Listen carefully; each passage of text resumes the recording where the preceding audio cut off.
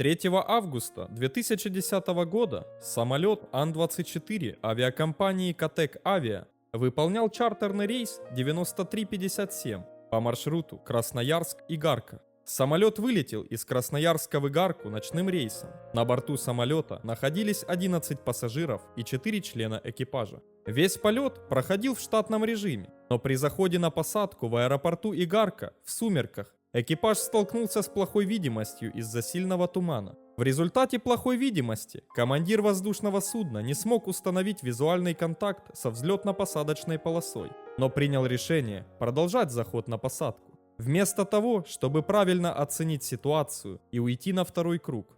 Самолет снизился ниже уровня глиссады, после чего задел верхушки деревьев и в 1 час 19 минут по местному времени рухнул в 477 метрах от входного торца взлетно-посадочной полосы и в 234 метрах правее от оси полосы. Проехав еще 140 метров от места первого столкновения с деревьями, самолет разрушился и загорелся. В результате столкновения самолета с землей и последующего пожара погибли все 11 пассажиров и 1 стюардесса. Командир, второй пилот и бортмеханик получили травмы различной степени тяжести.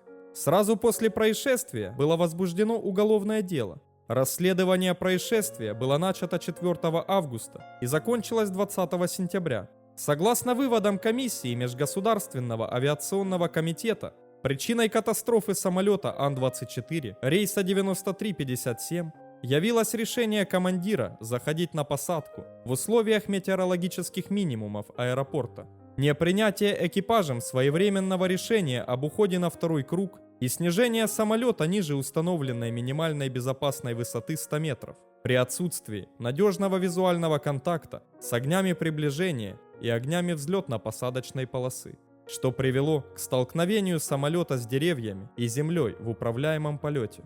При этом эксперты пришли к выводу, что экипаж сажал самолет фактически вслепую. Согласно объяснительным, на данном участке полета командир воздушного судна и второй пилот осуществляли совместное пилотирование воздушным судном. И наиболее вероятно, оба искали землю, не контролируя пространственное положение самолета по приборам. Кроме того, по оценкам экспертов ведомства, крушению самолета способствовали недостатки в метеорологическом обеспечении данного полета. Неоправдавшийся прогноз погоды на высоте нижней границы облаков видимости и опасному явлению погоды, туману, а также неточная информация о фактической погоде, переданная экипажу за 40 минут до авиационного происшествия. Также выяснилось, что экипаж самолета не имел достаточного навыка посадки в плохих метеоусловиях.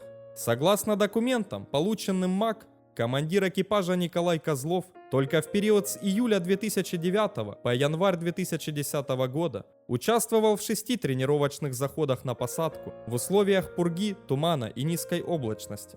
Однако проверка показала, что в половине случаев данные о полетах были сфальсифицированы. При этом последняя проверка техники пилотирования летчика Козлова в реальных сложных метеорологических условиях проводилась только в 2004 году. Все последующие проверки проведены только в простых метеоусловиях. По результатам расследования суд признал виновным в крушении самолета Ан-24 рейса 9357 и гибели 12 человек командира экипажа Николая Козлова и приговорил его к 4,5 годам колонии поселения. В ходе суда Николай Козлов предъявленные ему обвинения отрицал. По его мнению, виновниками авиакатастрофы стали наземные службы Игаркского аэропорта, сообщавшие ему неверную метеорологическую сводку и давшие разрешение на посадку.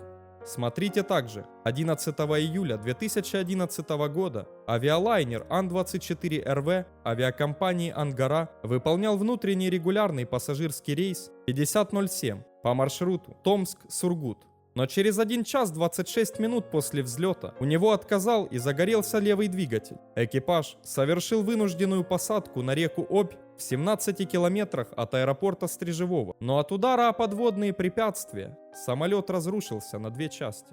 Друзья, мы создали новый канал «Планета катастроф», где мы рассказываем об экологических, техногенных, а также катастрофах по вине человека. Подписывайтесь, чтобы не пропустить новые истории.